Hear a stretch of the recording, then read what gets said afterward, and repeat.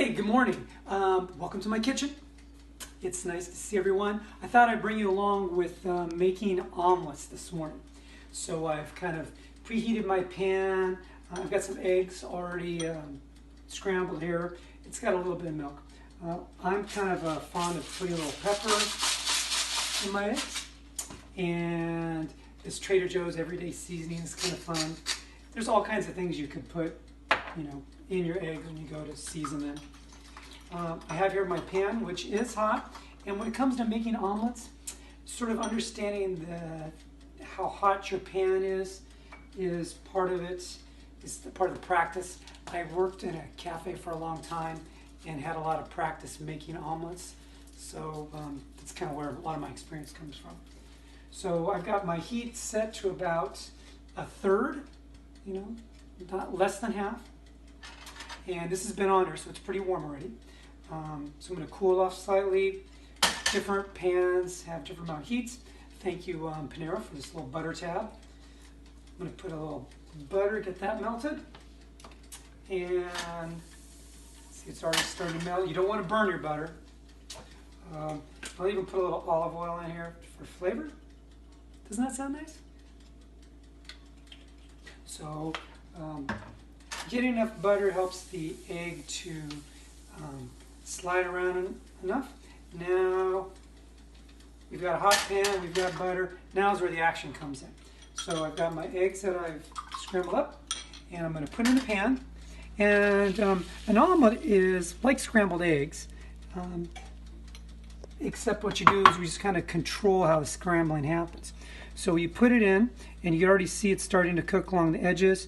What we're going to do, though, is rather than just kind of mix it up like scrambled eggs would be, we're going to direct the uncooked part by moving the cooked part slightly out of the way.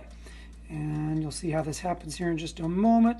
I can see the light yellow edge. What I'm going to do is I'm going to simply just kind of move the cooked part out of the way and let the uncooked part sort of get in the hot part of the pan. And it's omelet shouldn't take too long to cook.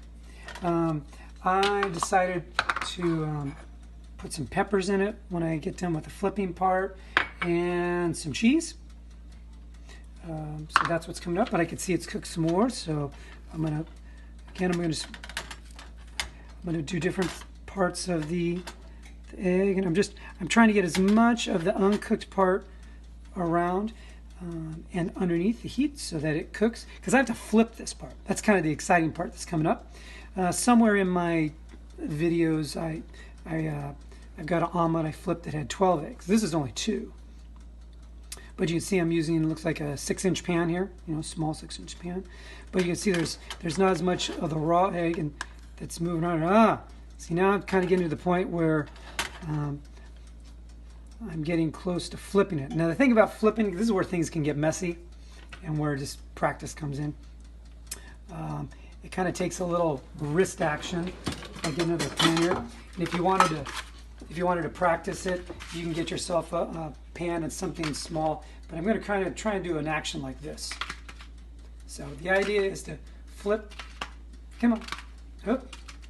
Sometimes it works better than other times. Give it enough of a little flick, so I kind of do a motion like this. Practice. So here we go. So I've got this. I want to make sure I can see that. See how the egg is, it's sliding a little bit. So this is going to take a little bit more. If I've done it well, this will take, it'll flip over. And so the other side will be cooked, but not burnt. So wish me luck here. Whoop, up. Now you see it sort of flips. So now what I'm going to do is I'm going to coax the part that didn't flip. Yeah, I would call this one kind of a fail. But I'm gonna save it still and still have an omelet when this is done. So you can see it mostly flipped. Okay, all right. But it does look nice and cooked, right? So let me cook this side. The other side doesn't take too much long to cook, and you can see I made a mess. So I'm gonna clean up my mess as I go along here. It might have helped. Maybe I didn't have the pan hot enough. Maybe I could have put a little more butter. I think I had enough butter, but maybe having the pan be hotter.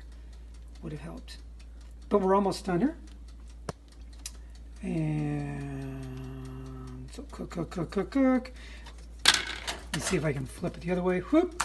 Now see, that time I flipped over. And see, this side's not as pretty. But now what I do is I stick in the cheese. Stick in the peppers. And you know what? I love pepper so much. I'm going to put in a little more pepper.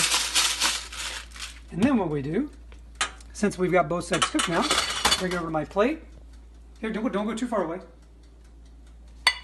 Boom, boom. I'm going to fold it over. Zoom.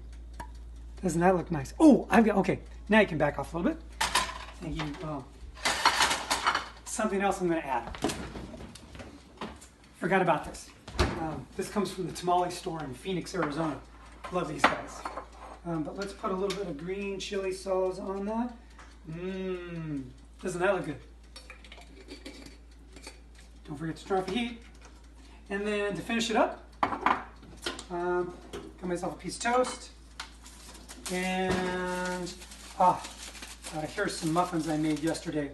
Banana muffins. Completed meal. Now I get to go enjoy it. Thanks for visiting me in my kitchen. You guys have a good day. Stay safe. Bye.